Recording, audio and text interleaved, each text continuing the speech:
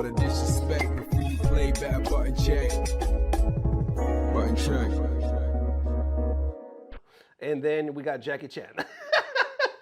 What is up, Button Check family? Welcome back to yet again a beautiful day of checking some buttons. Thank you guys for tuning in one more time. This is the second video of the day, but it's only the second video because I had to post a sponsored video earlier today. So if you guys rock with it, if you support us, thank you guys. It's a beautiful gaming mouse, wireless, on sale right now. So check it out if you guys have time. If you don't, we're about to check these buttons. Chapters down below, sub button right there. Let's get it. Believe it or not, we got a quick word. It's literally only 2 minutes from another sponsor. This is also gaming, computer related. 30% off. 30%. It's literally like, comes out to like $25, $30 or something like that. Either way, let's do that. Get some buttons. Let's go. All right, Button Check family, and give me 2 minutes of your time because today we got the Douxlife Monitor Light Bar. This bad boy is on sale right now and it's right behind me. So my wife has actually decided to use it for her makeup bar back here. You could see it right up here. But the cool thing is, not only could you use it for that, you could obviously use it for your PC monitors, your laptop monitors. Anytime you need some light, it not only got a front light, it got a backlight. So you're getting like surround light. And also, best thing, or one of the best things, it's on sale right now. All right, and I'm gonna turn off the lights real quick so you guys can better see the light changes right here. So I'm gonna just tap the side and it turns on like that. Every time I tap the side, it's gonna go to a different selection.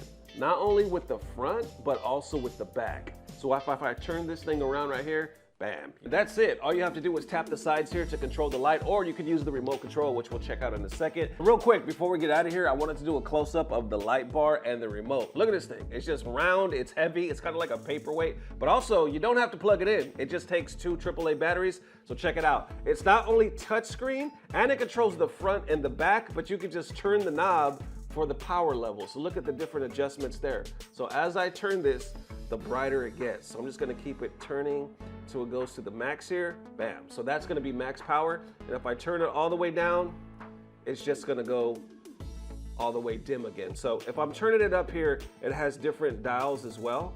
So if you wanna do different temperatures, different brightness, it's gonna control all of that. So there it is, y'all. Big up to the wonderful people at Douxlife for sponsoring today's video, and to y'all for making this possible as always. And the Douxlife Monitor Light Bar on sale right now, link down below, so check it out. Whether you're using it for studying, entertainment, working, or the wifey using it to do some makeup. Either way, let's get back to checking some buttons, y'all. Let's go. All right, next up for the YouTube, FGC in meltdown right now when it comes to Street Fighter 6 and the latest damn patch, buttons that need to be checked. So we already talked about how Capcom has officially pissed off Japan FGC with the latest patch.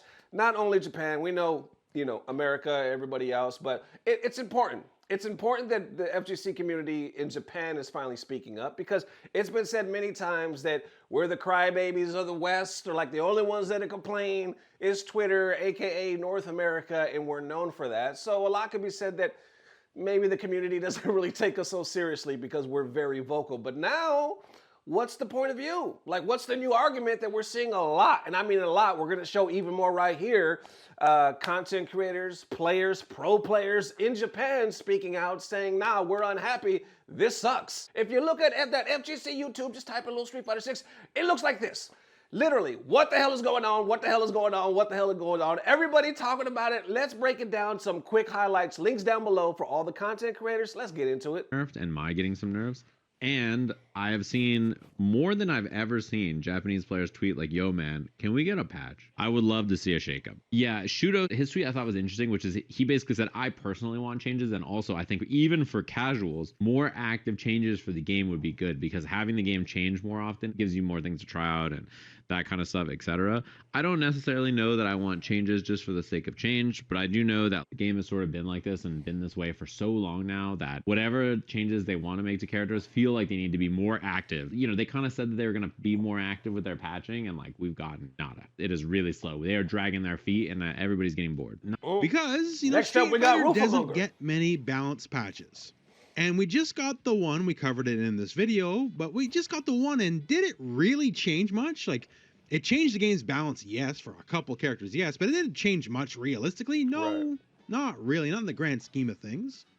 And given that this is the first balance patch in half a year, you'd think maybe there'd be a little bit more. The last proper balance patch was the Season 3 patch, the one that dropped with Elena. That was June. That was a hot minute ago. And even though that was like the major seasonal patch, many would argue that the game barely changed even with that patch. There's two little changes. I'm starting to worry that everyone's getting bored. Disappointing. Don't just watch the pros and make no adjustments. Aren't you forgetting this is a game? Users want new ways to play. The game sold 6 million copies. How many pros are there? Is the pro side more important than the 5.99 million? Oh my God, let's stop right there. The... This is Japanese FGC right here. They're saying, don't just watch the pro scene and make no adjustments. Then they wrap it up saying, apparently it sold 6 million copies, but how many pros are there? Bars. You know what I'm saying? It's the same thing when we talk about, oh, there's so much money in the scene now. Esports is bigger than ever with the FGC, which is great. I don't think anybody would argue that we want our pros to get that bag, right? But at the end of the day, only the top 111, whatever the math is, percent is actually seeing that money. So it doesn't really matter much to the community as it does to the pro scene. So they're like, yo, how many pros made it get to 6 million copies? I'll wait. No, for real. How many pros is in there compared to us, compared to all the casuals, everybody else? It says, is the pro side more important than the 5.99 million? Talk to me. Like, even through the, auto translation, I can feel the salt flowing from that one. For real. And honestly, that's a fair point. I think keeping the competitive scene in mind is a very good thing for any competitive game. Obviously. But you can't just cater to them. They're not the ones that sell the game. Not at all. And realistically, it doesn't matter what the patches are. The competitive scene has to adjust to balance patches. They have no other option. If you leave things sort of static, like I guess you help the pros to a degree, maybe to the detriment of everyone else, but even the pros are getting bored now. So there's no winning here. This fix isn't enough. Is this all after such a long time has passed? I thought we were supposed to make adjustments more frequently. Unless there's a big adjustment coming, I'll get bored. The adjustments are so shallow, it's no different from the once-a-year tweaks. Honestly, it's getting boring. Costumes barely come out at all, yet there are tons of irrelevant collaborations. Focus on the main game first and implement more substantial adjustments. Focus on the main game first, then implement more substantial adjustments. Now, going back where we was talking about the pros don't sell the game. Obviously, the pros do play some part in that. I remember when I was first introduced to the FGC through Dirty Low, Moment 37. Moment 37 was, I didn't know nothing about, I knew about Street Fighter, but honestly, Third Strike wasn't my game. Like, I actually fell off of the series around that time. Street Fighter 2, like some of the turbos, like I was all into that. When Third Strike came out, I played it a little bit every time I went to Dirty Low's house, but I wasn't really like, that wasn't my thing. That wasn't my joint. But when he showed me Moment 37, and I saw Jay Wong and Daigo for the first time, didn't know who they were just some pros, that moment was so freaking hype. Who are they? What is this? You're telling me there's a community? I instantly was sold. You know what I'm saying? Like, the pros, I would say, in their own way, do play a big part. Now, for the overall grand picture, not so much. But they're important. To sit here and say the pros are not important, like, I would never say that. I'm not saying Rooflemonger saying that either. What I'm trying to say is I don't want to get my words misconstrued. You know what I'm saying? In the whole scheme of things, yes, the pro circuit is very important, and we all want them to get that bag. Hell yeah. But at this point, there's no division. There's no divide. It's not like we're saying make some changes and the pros are like, hell no, we love it. No. They're saying the same shit that the casuals are saying, that Japan is now saying. So now, what's the holdup? A while, and that there's no changes to Ed. I think that seems to have caused a kind of like suppressed frustration to emerge because, like I said, a lot of Japanese players have been surprisingly publicly critical of this update. Do you think the frustrations and the desire for a shakeup of the meta, like an actual big balance patch that like makes core changes to the game, I think that is a universal thing. I think even the Japanese players want to see that at this point. Right. And this mini update was kind of the straw that broke the camel's back for a lot of people. But I will say right here in Japan, the number one thing that everyone's been saying is that there are 4 characters that are a cut above the rest. And those characters are JP, Blanca, Ed, and Mize. They don't put Ryu up in that S tier. They don't put Akuma or M. Bison there. It's those 4 characters. And of those 4, the general sentiment right now is Ed is the best character in the game. And if anyone needs nerfs, it's Ed. And the fact that Ed didn't get any nerfs while Mai did, and also JP and Blanca dodged nerfs too, has really pissed off the Japanese community. I'm going to go through some tweets just to kind of show you the general sentiment that's been going on. I know Twitter's kind of its own kind of toxic little space, but it's basically all I've got to go off of right now. I'm not quite familiar with this player, but this person says, take a look at this patch chart. Shouldn't this be like once a month? Doesn't this look like something that's going to come out once a month? Right? Saying it's such a small patch, we had to wait all this time for this. Next, here we go. Itabashi Zangief. This is his. He says, I'm happy that there's a patch, but he's like, my personal thoughts are that I would have hoped that they gave us something more fun to do in this patch. So quite a few views as well, and this is the first one we have against Ed, and he says, you're not changing Ed? And the rest of his tweet basically says that he thinks a lot of players were expecting a bigger patch this time around, which I think is absolutely true. I think most of us do want something more than just like, yeah, mine was a problem, but she's not the only problem in this game. And I think people just wanted something more than what we got. So how y'all feeling? The community has spoken. Damn near every community has spoken. Everybody is unhappy. Now, does it change much for the scene? No. I mean, let's be real. What is the scene right now? Locals is already dwindling. I mean, there are some still out there.